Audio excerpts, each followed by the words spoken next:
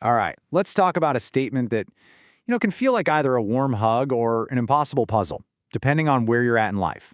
It's a phrase you've probably heard a million times, and it really challenges our constant urge to be somewhere else. Just let that land for a second. Not where you wish you were, not where you think you should be, but where you need to be. And right away, you can feel the tension in that, right? Because when your life feels like it's taken a massive detour, you're dealing with loss, or your career just collapsed, or you just feel completely and utterly lost, how on earth can this be the right place? Yeah, let's just be real for a minute. A lot of the time, this just feels flat out wrong. When you're in the thick of a struggle, being told you're where you need to be can sound, kind of cheap, even dismissive. It feels like it's ignoring real pain and the very real need for things to change. Our whole culture kind of sets us up to doubt this idea. We're always being told to push for the next goal, the next milestone, the next level up. It creates this constant low-grade anxiety that where we are right now is just some kind of waiting room for when our real life finally starts. So, this brings us to the biggest pushback against this idea, that it's just an excuse, right? A free pass for apathy. A way to spiritually bypass our problems and just pretend everything's fine. But is that really what this is all about? Okay, this is the absolute key. The big mistake is thinking this means passive apathy. You just give up, ignore your problems, but the real meaning, the deep meaning, is all about radical trust. It isn't a call to do nothing, it's about finding a solid, grounded starting point from which you can take courageous, clear-headed action. Here's a powerful way to look at it. Let's reframe this whole thing. This statement isn't about the geography of your life, your job title, your zip code, the money in your bank account. No, it's about the topography of your soul, that inner landscape of lessons, healing, and growth that you, your deepest self, are navigating right now. And this leads us to this beautiful idea that your life has a kind of hidden curriculum.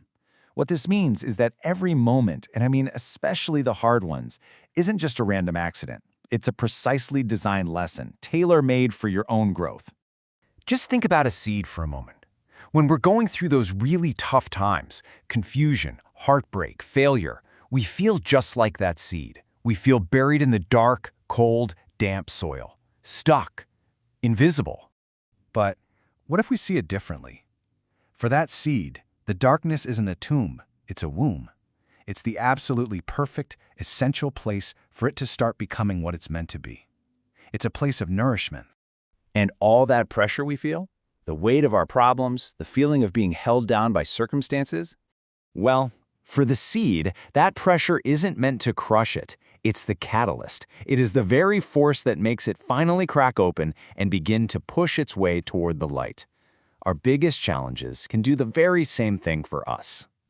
Okay, so this is a beautiful philosophy, but how do we actually, live it? How do we put it into practice? Well, it all comes down to a really simple but profound practice: being present. Believing you're exactly where you need to be acts like an anchor, pulling you right back into this moment. Think about it. Regret and anxiety are basically time travelers, right? One lives in the past, the other lives in the future.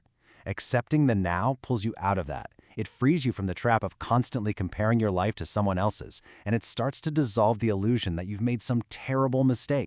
And this is a really big one. This idea completely changes how we see our mistakes. That job that was a dead end, that relationship that fell apart, it's not a failure.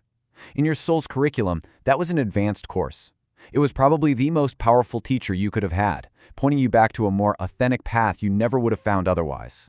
All right, let's zoom out, way out, because this idea isn't just about our personal lives. It actually connects us to a much, much bigger picture. It invites us to see our own little journey as a vital part of an intelligent, interconnected universe.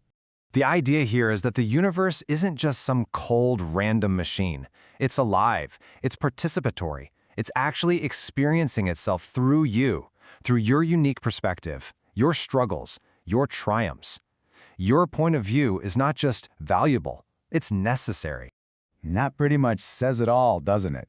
Your being here, in this time, in this place, has a purpose. It's the only spot in the entire cosmos from which your unique contribution can be made. So just for a second, let's do that. Just take a breath. Feel the simple, undeniable reality of you being right here.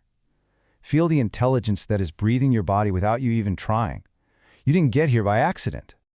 And that leaves us with one last really powerful question to take with us. Instead of always pushing against where you are, what if you got curious? What if you just asked, what is this moment, this feeling, this exact place trying to teach me?